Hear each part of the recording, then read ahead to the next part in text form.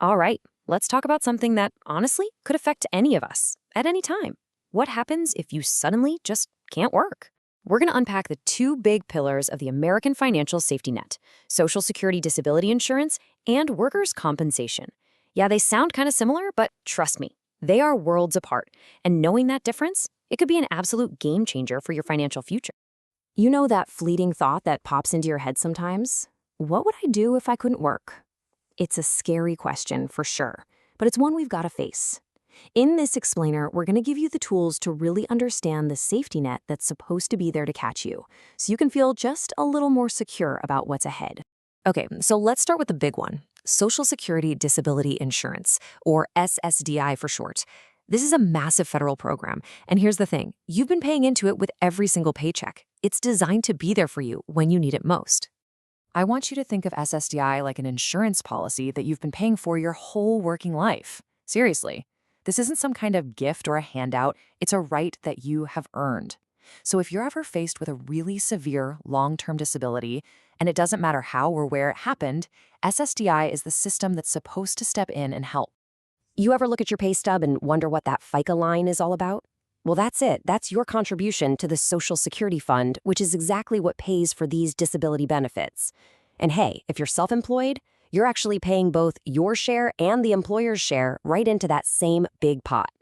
So, how do you actually qualify for SSDI? Well, it all comes down to something called work credits.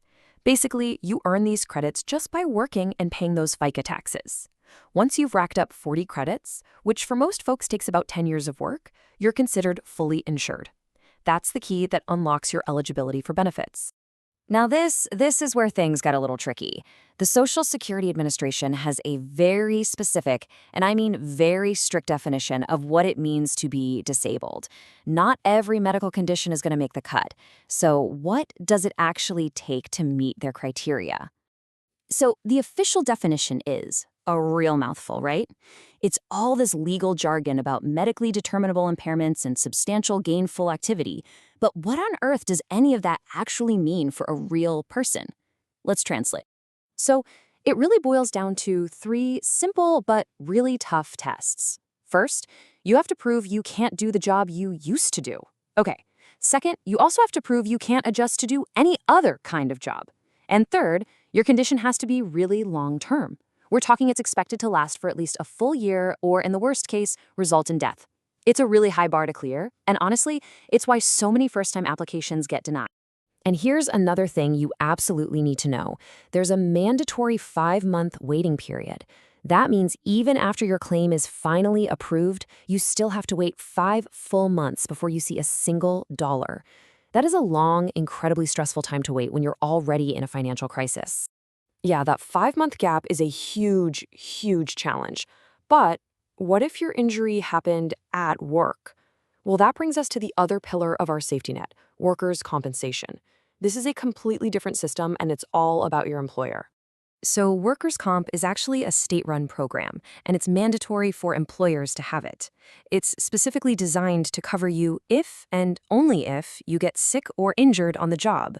It's there to help pay for your medical bills and replace a chunk of your lost wages while you get back on your feet. This right here is the most important thing to remember about workers' comp. It has to be work-related. So if you slip and fall at the office, you're covered. If you develop carpal tunnel from typing all day for your job, you're covered. But if you get into a car wreck on your weekend vacation, nope. That direct link to your job is everything. Workers' comp also has different ways of classifying disability. You've got temporary disability, which is something you're expected to recover from. Think a broken leg that keeps you out of work for a few months.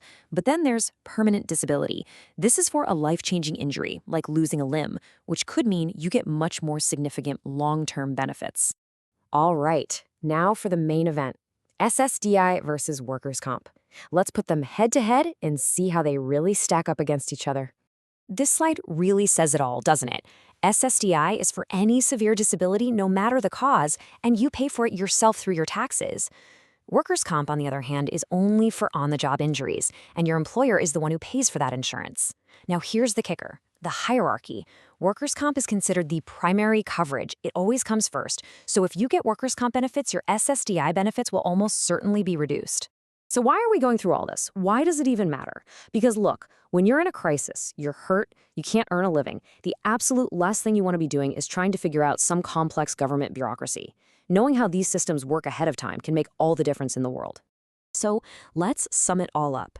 SSDI is basically your personal long-term disability plan that you've paid into. It covers major health events anytime, anywhere.